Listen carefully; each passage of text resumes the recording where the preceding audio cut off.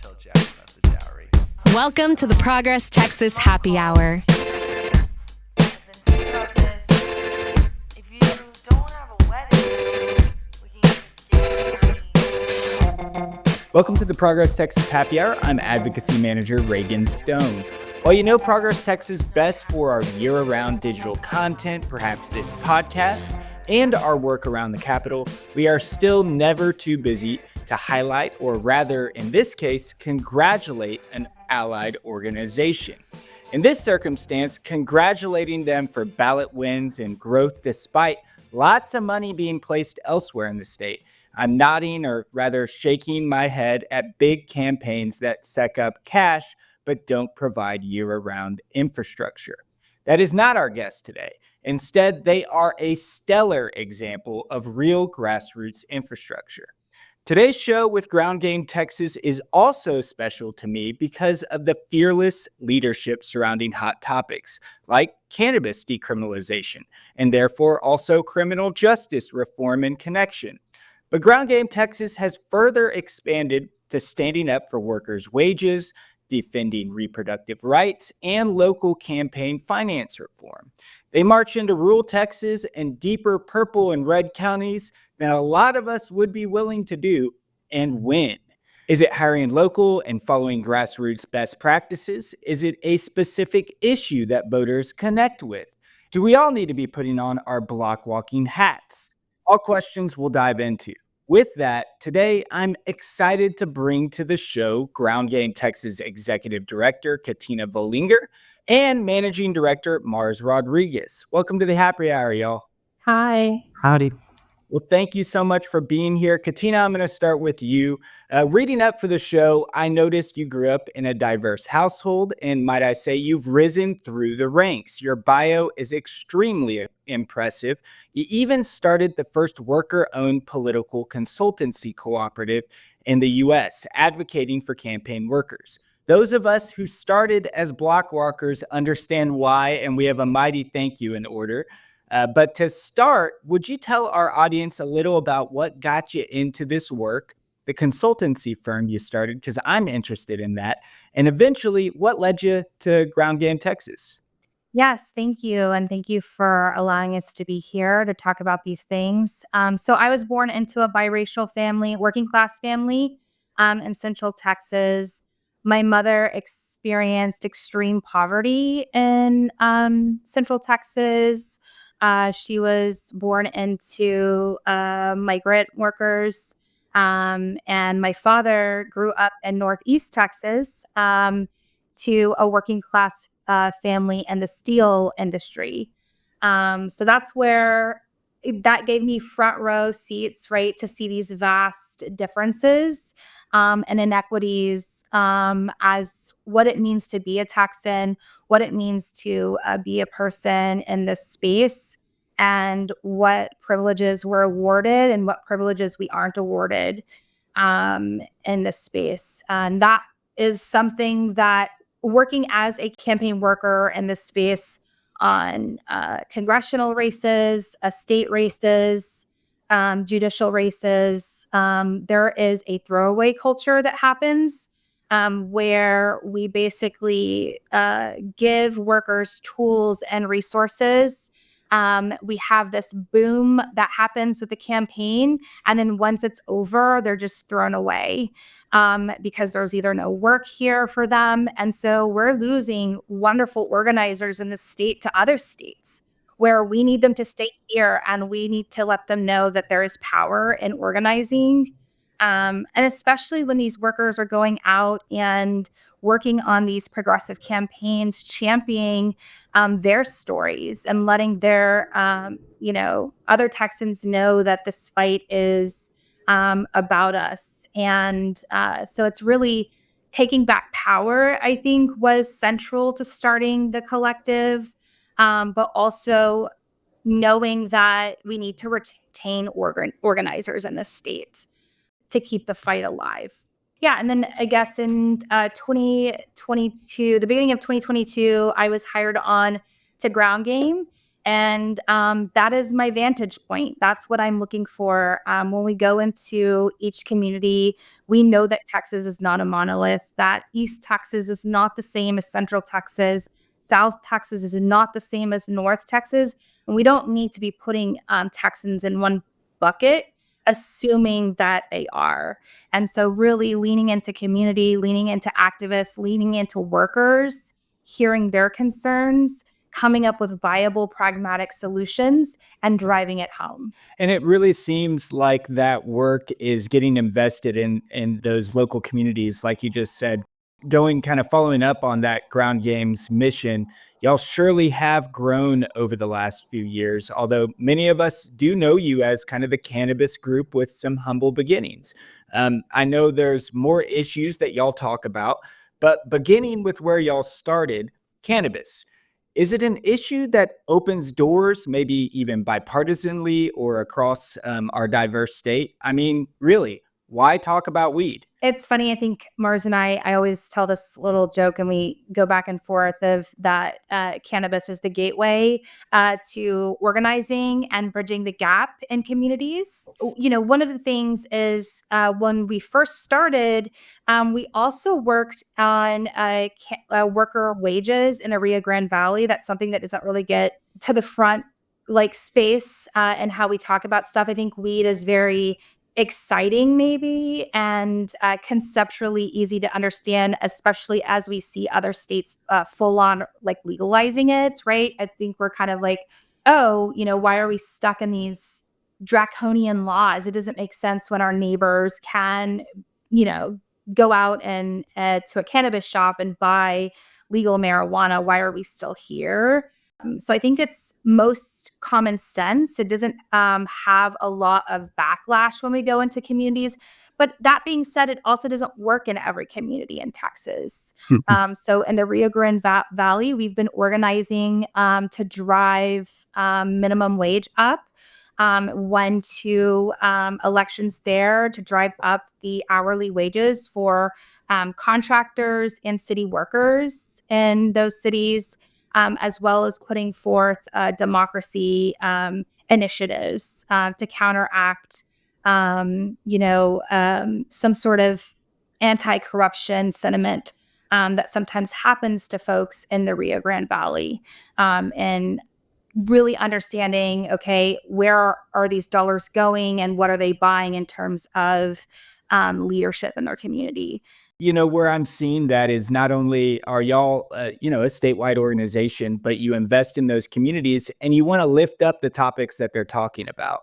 Is really what I'm seeing. And again, I guess I should have led in some way, but a lot of these things are personal. I'm a city council member in a small West Texas town, Alpine, Texas, and we just raised our minimum city employees to $15 an hour. Of course, a decade or two way too late. And at the same time, I'm also having conversations with, a local police chief and a sheriff in town and talking about where do we want to put our resources as far as, penalizing community members or really saving, our police for issues that whether it's domestic violence or saying that, yeah, there are some drug laws on the books that we need to make sure that we are looking into these and being able to make sure, do they serve our community? Are we getting reimbursed for, really getting into the nitty gritty of testing and everything else that I know some of y'all's propositions that have passed have made a big move in marking, and we'll get into that in just a minute. But Mars, I want to move over to you for just a moment. You're a veteran campaign manager as well, running candidates issues all over the nation. What have you learned about the country, across the country? What have you learned that is helpful for your work back in Texas? Maybe let me know a little bit about Blue Leadership Collaborative. I hadn't heard about them. And what eventually led you back coming to Texas and to ground game? Tell us about what you do. Yeah. So I'll start with Blue Leadership Collaborative, BLC. Um, when I got into the program, I had actually been a part of the collective campaigns, the cooperatively run workers consulting firm, for about 2 years. And working with Katina, worked on, I believe it was like 11 back-to-back local campaigns. And through COVID and all, and I got into Blue Leadership Collaborative with one very clear goal. I mean, I was really scared to leave my home state. I'd never lived anywhere. I hardly traveled. I was 22. Um, and I didn't know what, like, all the challenges that it would give me, whether it was like ideological, like, shifts within the party. And I remember sweating and talking to Katina and maybe crying a little bit too when I got the opportunity. But, the goal was really clear. I can and should leave my home state and learn everything possible, wherever I can, and bring those skills, those perspectives back and work as hard as I can. The goal in my heart of hearts, as I'm sure it's shared with y'all, is to flip Texas blue, right? And I think that we can learn so much from how campaigns are run in other parts of the country, how infrastructure is set up in other parts of the country. My first campaign outside of Texas was working for the Illinois State House that has a funding infrastructure that I can't even begin to describe, and a strong House caucus and Senate caucus. The way that they interlock their issues is really important to me, and it really changed everything for me compared to the stuff I had seen in Texas and how spread out we are. BLC provided me with so much training, opportunity, and it just was a very important program to be a part of. I guess a quick plug is that they focus on queer POC folks, and putting them in campaign leadership and giving them the skills and network and opportunity to do the damn thing. Overall, what brought me back to Texas was, just an incredible opportunity to work with Ground Game. I remember having also the conversation with Katina about what it would mean for her to join Ground Game. And as we have always been campaign pals, hearing about the amazing stuff that they continued to do while I was bouncing across the country and learning all these new things. When she asked me if I'd come on the team, I think I said yes within the conversation. But yeah, I think the work that Ground Game does fundamentally is really important to these smaller parts of Texas that get ignored and that are perceived as not progressive or not like the right partisan, for us, or not Place purple to enough. be investing or doing the work is what it sounds like, Exactly. and that's kinda what I'm getting into a little bit more. Tell me a little bit more, obviously, about what Ground Game does, but from my view, I see this big word, which I'm hoping you can unpack for us, is organizing. What is organizing? Like, additionally, how does someone decide they want to be a community organizer? A little bit of what we're hoping to do here is bring some inspiration to your movement, and so what does that job entail, and what are y'all doing? Ground Game Texas runs municipal ballot measures across the state of Texas, driving forward social justice and democracy. So that's kind of like a wide umbrella there. Um, and I think what we do is we are building durable, progressive infrastructure. We are bringing in community members that have felt left out, felt disenfranchised, resigned from civic participation, and then who also just operate in the oppressive systems that our state has given us through decades of oppressing our voice and our vote. So when we go out there and I'm a millennial, and I think I've always been told your vote will never matter, your voice will never matter here in a state like Texas. And there's something so magical, I think, that happens when we go out and we don't knock on a triple D's door. We don't knock on the usual suspects that are, you know, always voting, right? We're going out to festivals. We're going out to bars. We're going out to coffee shops. We're going out and partnering with local small business owners, and having conversations and soliciting their patrons. And we are asking them about the issues that matter to them and then organizing around that. And then we get them to sign this little petition once we formalize the policy. And then we remind them, a month later, hey, we're halfway there. And then we remind them a month later, hey, this was validated and you're going to see this on the ballot this November, right? And then going to tell them that they get a vote on something that they were a part of is huge. And it's something that we don't see in terms of governance sometimes over a lifetime, right? Like the conversations on a federal level have been ongoing since JFK. You're like, why is this still an issue with all the data that we have, right? So the ability to be able to participate something and have progressive policy that matters to me be delivered within under a year is remarkable. And the power that that gives somebody is also remarkable, as long as we're making sure that we don't leave. That's important, right? We don't ever want to feel like we're piloting in and, running this thing and then leaving.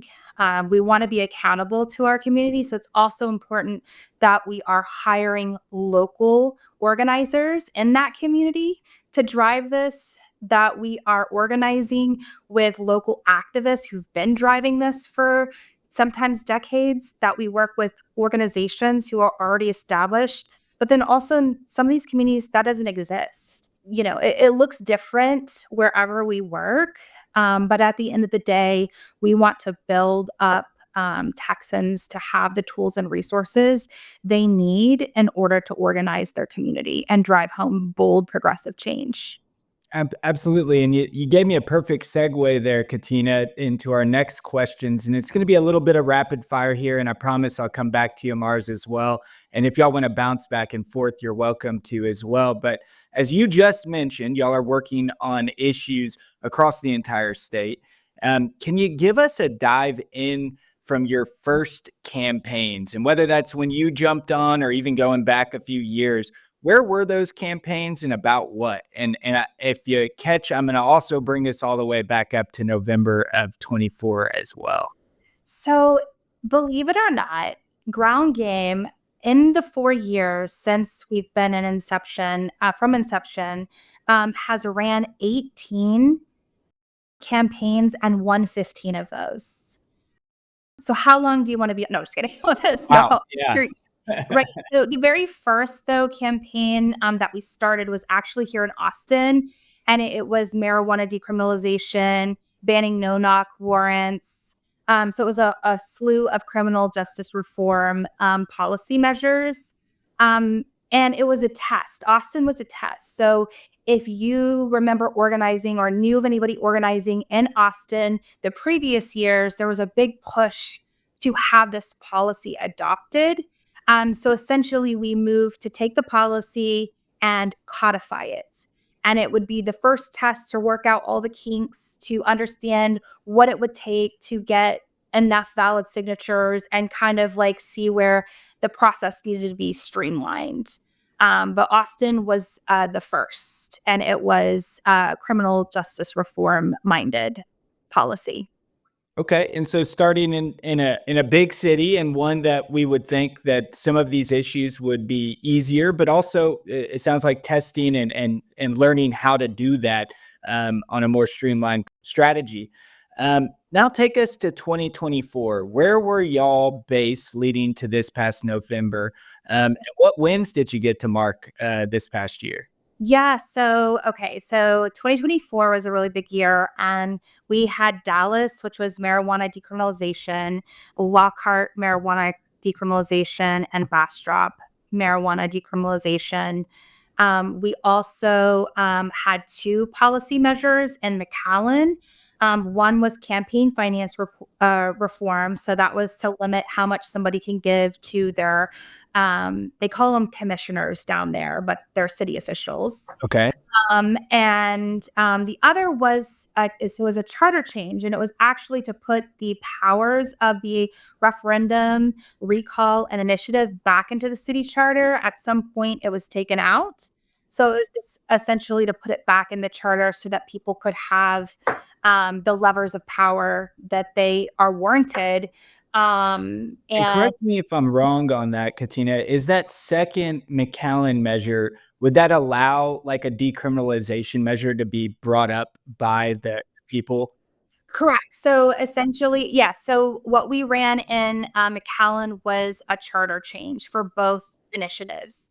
And this would allow for an ordinance change where somebody could, sign a petition on various things, whether they be a $15 minimum wage for city workers, marijuana decriminalization, um, a slew of different things. Okay. Correct. And before I jump over to you, Mars, one more question, Katina. Can you get into a little bit more of the details around what that cannabis decriminalization measure, and noting it was passed in Dallas, Bastrop, and Lockhart. Is that right? Correct. So essentially, this is to decriminalize marijuana under ounces or less. And so from 2 to 4 ounces, and from 0 to obviously 2 ounces is class A, class B misdemeanors.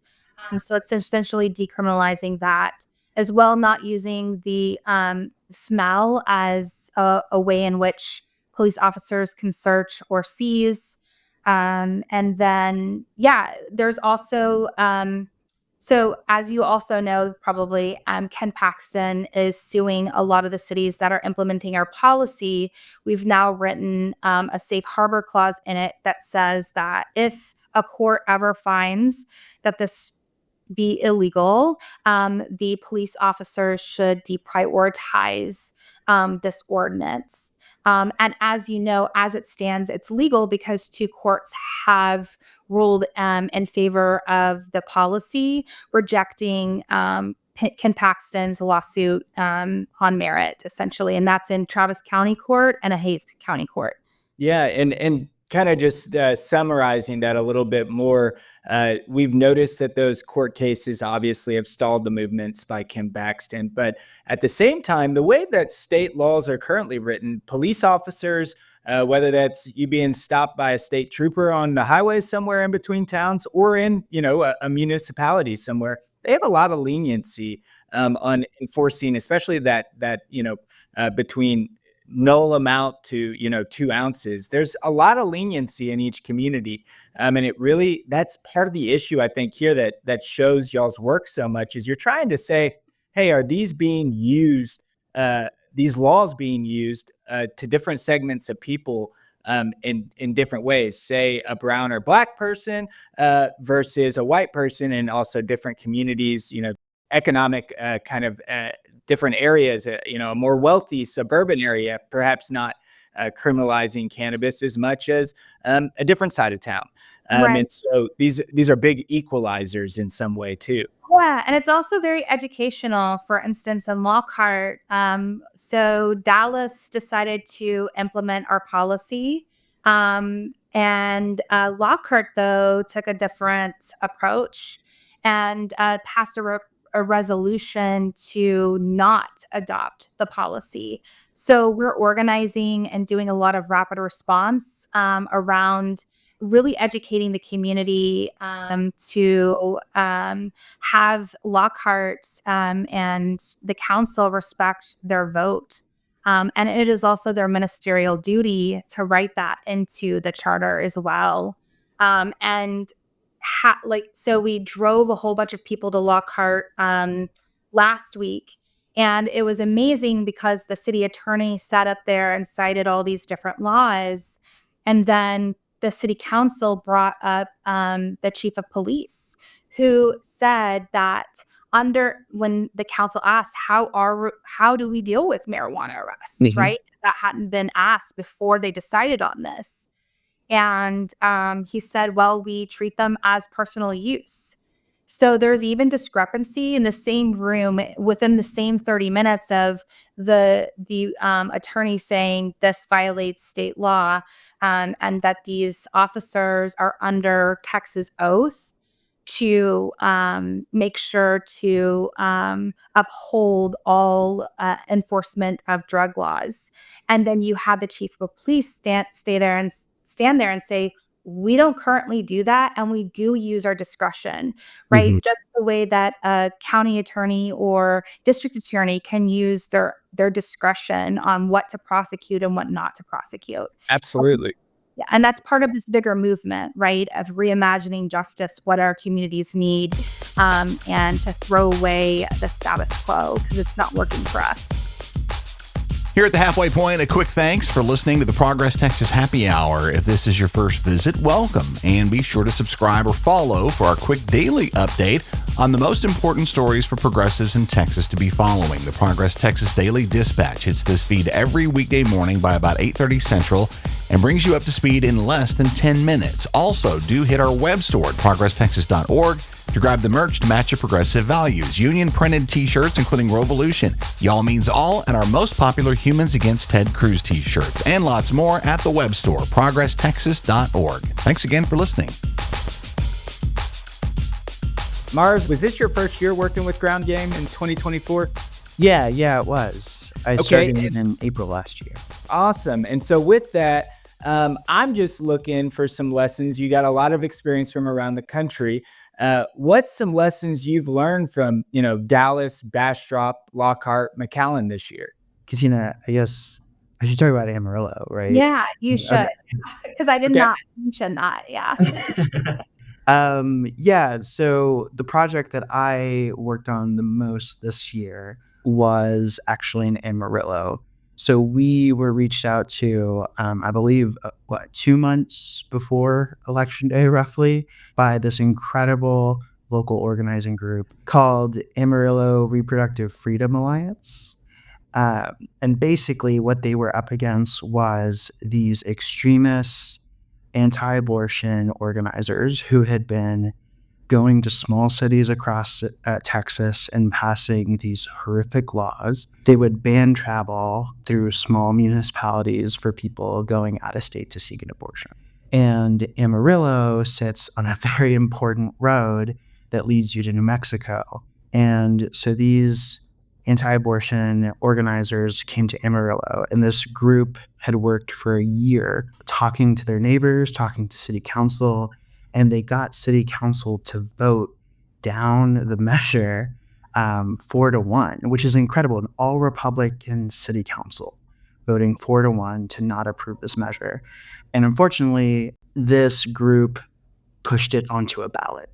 So with about 8 weeks, Amarillo Reproductive Freedom Alliance had to mount an opposition campaign against this horrific ordinance. And so they reached out to us and asked us to help. And so I helped them defeat the damn ordinance in a city that voted, I believe, 81% for Donald Trump. We beat anti-abortion activists by 20 points. And that's kind of the ground game thing, right? Helping and growing local organizing, especially when we're talking about these huge fights that, in all the noise and motion of a presidential election could get lost, right? If that ordinance had passed, the national implications were actually huge from where the circuit court judge sat and his opinion on abortion. It was like a huge thing that nobody could pay attention to because you had a Senate race, you had a presidential race. Everything was just so loud. And the fact that we were able to come in and support these incredible organizers who had been just working so hard for so long, kind of, affirmed to me why, I wanted to be a ground game, is because that's what we do, is we help build this movement wherever we can, whether it's our campaigns or campaigns with allies. And we're able to protect Amarillo and protect this small little corner of politics in our state. It's really cool. And it really sounds like that has so much more momentum and could have gone either way, right? So, coming off with that conservative group, if they had a win, imagine that going to the next town, the next town, and the next town, and it's kind of it pushed that conversation.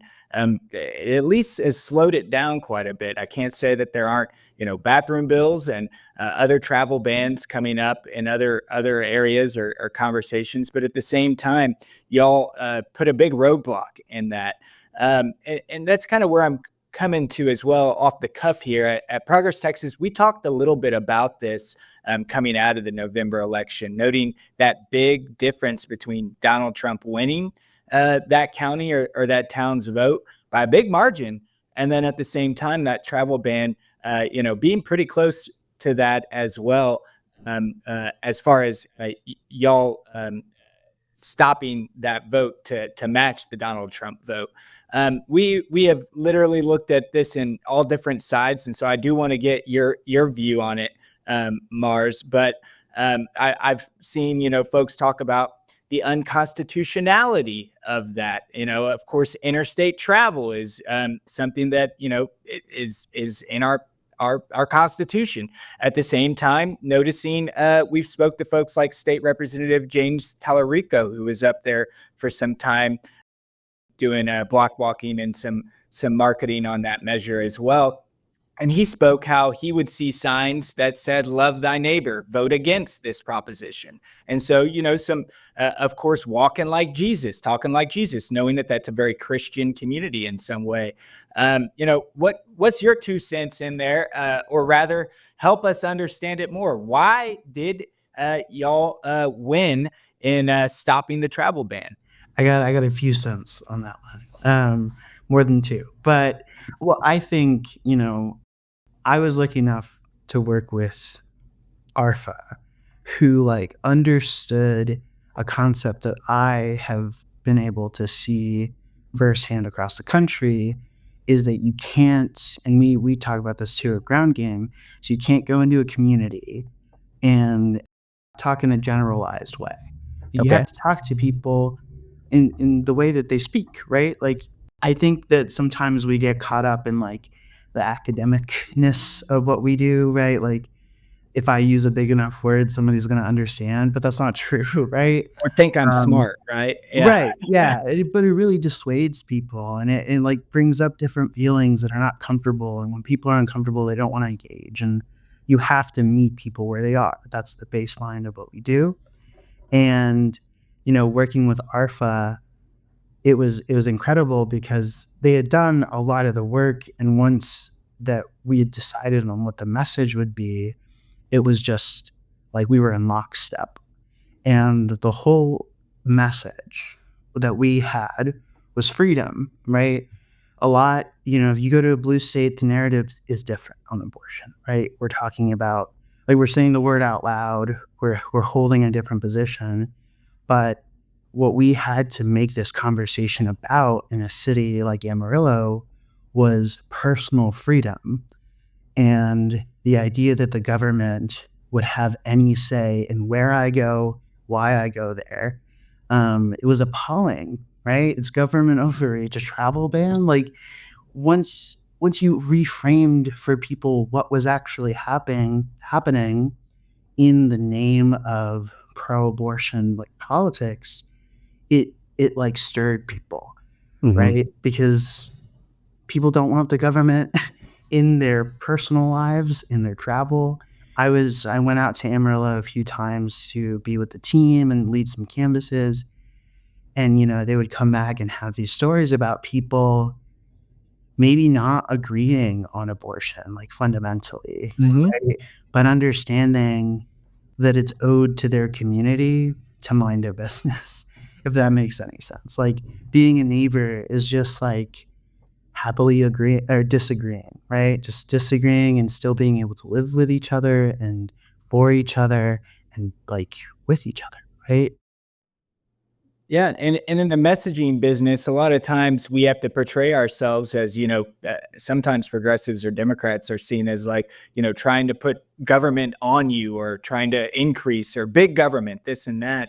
Right. And obviously y'all did so well in portraying that the conservative viewpoint here was just that. It was having someone mandate where you can go, what your business is.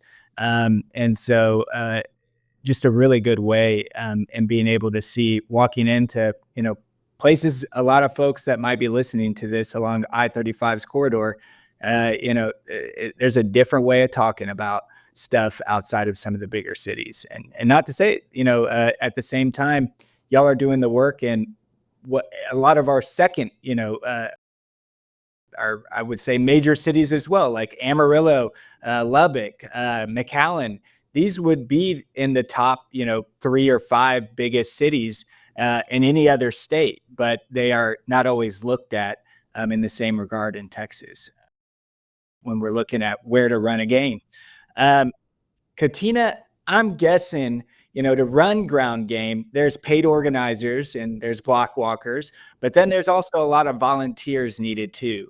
How do y'all get invested or rather inspire folks to be part of your movement? Yeah, so it is all based on their needs. So it's not, I feel like sometimes we get caught up in thinking we know what's best or talking at the community instead of listening with the community.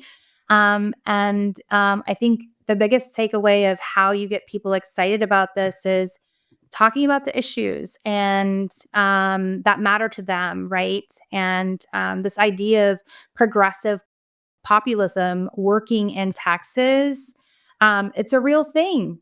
And it's all centered and anchored around the people in that community.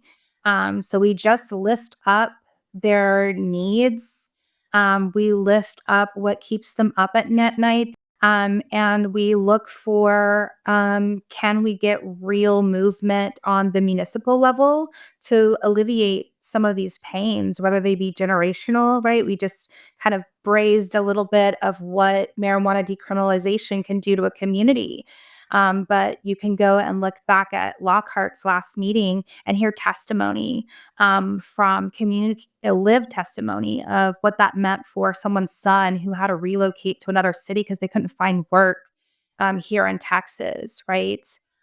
Or how someone who did have legal resources, the money to pay for those, were able to, get out under from, if they didn't, right, a different outcome. So just really listening to community, listening to their sentiment and organizing around it with community, I think is essential for how we organize Texas. That's really good to, and it goes well into this question too. Do y'all work at all with, the party apparatus, whether that's at state or local level, or any other like local groups and folks you might even want to give a shout out here?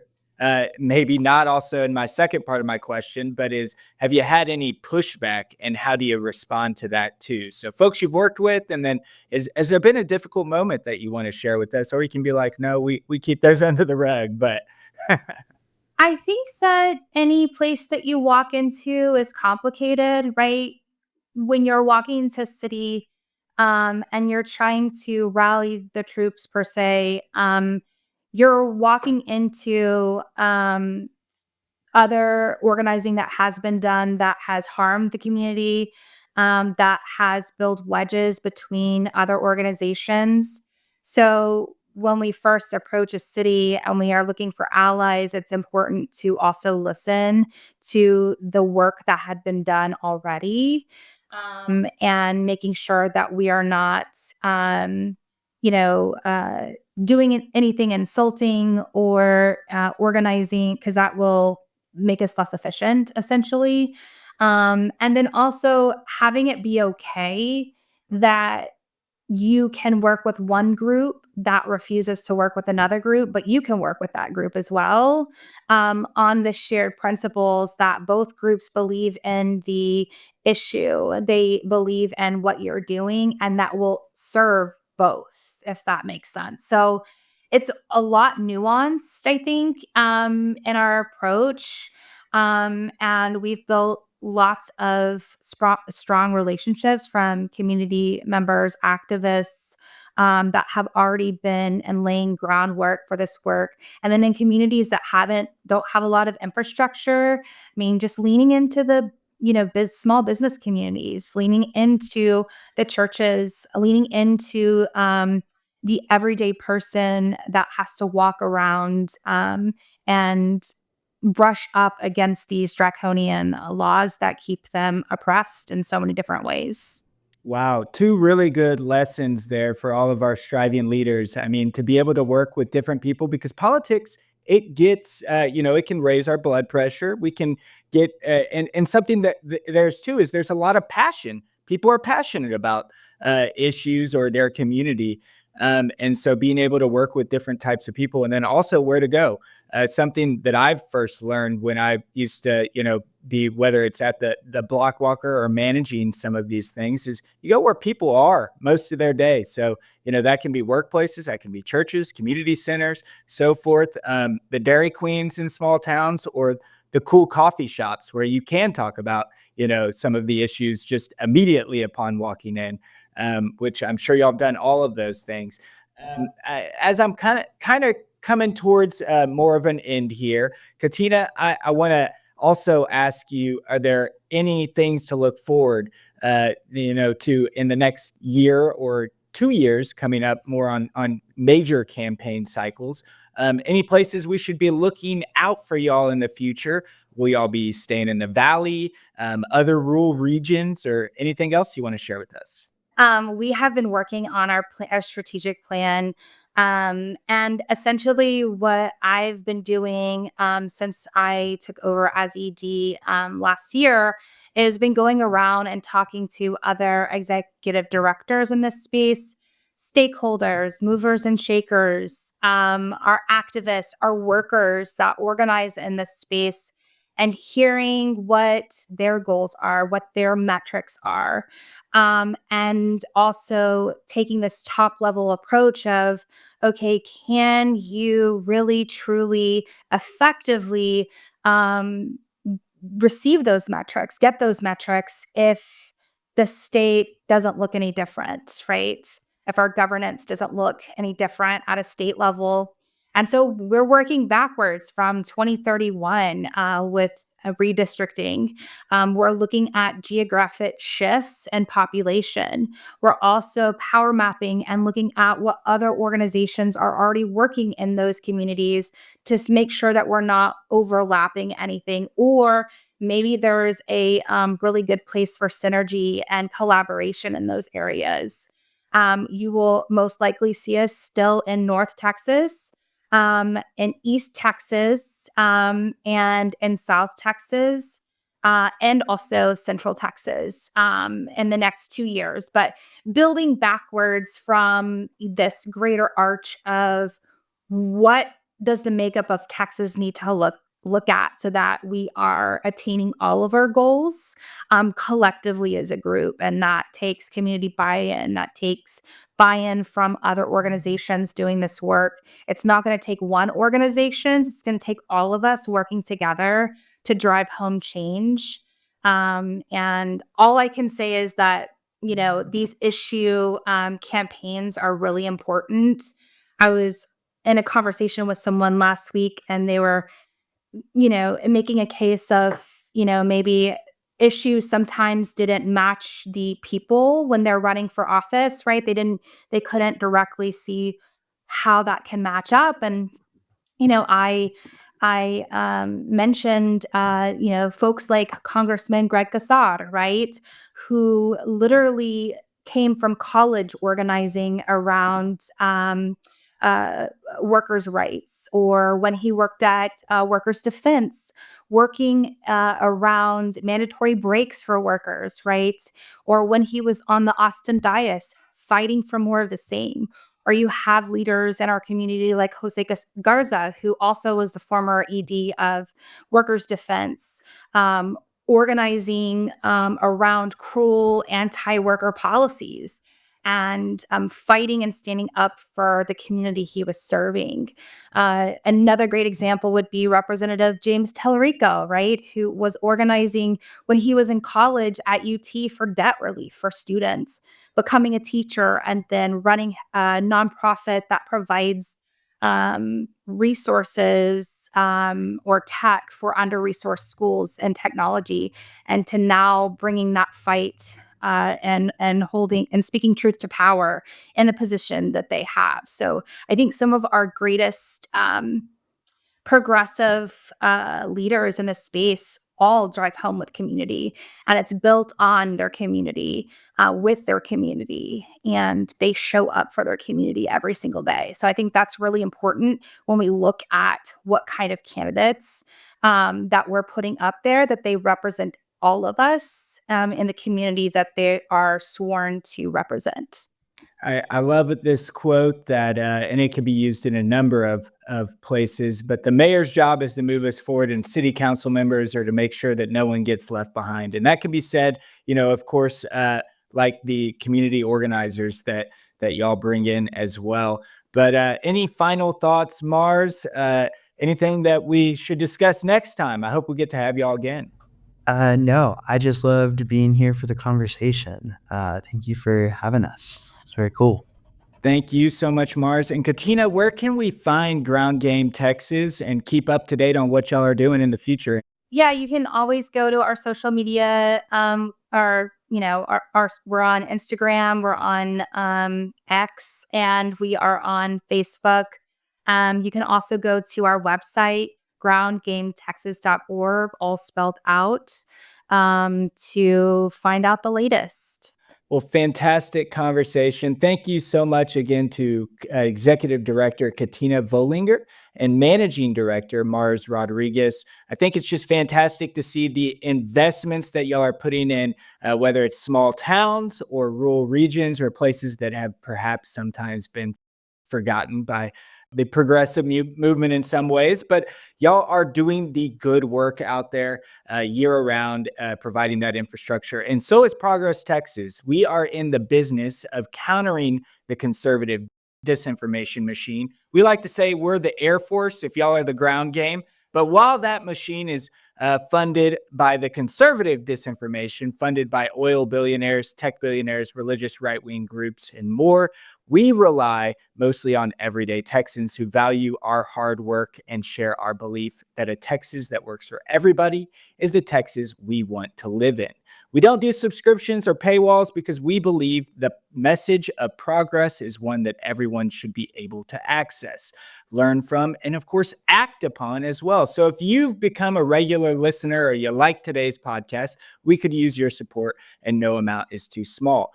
Thanks to Lisa Weiss and Laura Packett for joining the team. Of course, all those monthly contributors. We also want to thank again the folks who pitched in for our holiday fundraising parties in 2024, one being Ground Game Texas. Thank y'all so much. And board members like Howard Cleon and Alex Andrade for their valued and ongoing support. Go to progresstexas.org/donate to join them. From everyone at the Progress Texas team, thank you for listening and for all you do to press progress forward here in the Lone Star State. And we'll see you next time. The Progress Texas Happy Hour is a production of Progress Texas, a rapid response media organization promoting progressive messages and actions. Find us online at progresstexas.org and on Facebook, Twitter, Instagram, and YouTube. The podcast is produced by me, Chris Mosier, and our featured music is by Walker Lukens. Please be sure and subscribe to the Progress Texas Happy Hour on the podcast platform of your choice. Take a moment to leave us a review if you've enjoyed the show, and be sure and tell your friends about us. Thanks for listening and for all you do to press progress forward here in the Lone Star State. We'll see you again next week. Listeners, you thought we were done, but right as we were going to post this episode, we wanted to squeeze this info in. Ground Game Texas faced strong opposition from the powers that be in McAllen last year during their campaign in that city down in South Texas in the Valley. McAllen voters did approve two measures that we mentioned earlier, dubbed the McAllen Anti-Corruption Act and the McAllen Direct Democracy Act. Both of those were passed by voters by 56% and 66%. Huge wins for the organization. Prop A will limit campaign contributions to just $500 per candidate per election. That is down, of course, getting big money out of politics. It was about $5,000 per city council candidate and up to $10,000 for mayoral candidates. Prop B is going to give McAllen residents the power of initiative, referendum, and recall. Just great wins. Ground Game Texas is noting this as direct democracy powers. And their campaign manager, Karen Salazar, said, "Unfortunately, but unsurprisingly, we continue to meet resistance after the election, with implementation being delayed. However, thanks to a recent letter writing campaign that's from a lot of listeners and folks down in the Valley, I'll say, resulted in hundreds of letters being emailed to city officials, and the continued hard work of our McAllen campaign manager. Those propositions are now going to be adopted as of today, Monday, and they will be in effect for elections in the Valley for their May city council and local elections." Katina Vollinger, the executive director of Ground Game Texas, added, "This is great news for McAllen voters. The rules will be in effect for the city's upcoming election in May," as I just noted. And I'll say in closing, folks, we just want to give a big congratulations not only to Ground Game and those organizers down in the Valley, but to all McAllen voters that they now have more powers to be. And thanks again for listening, folks, and stay tuned for more updates.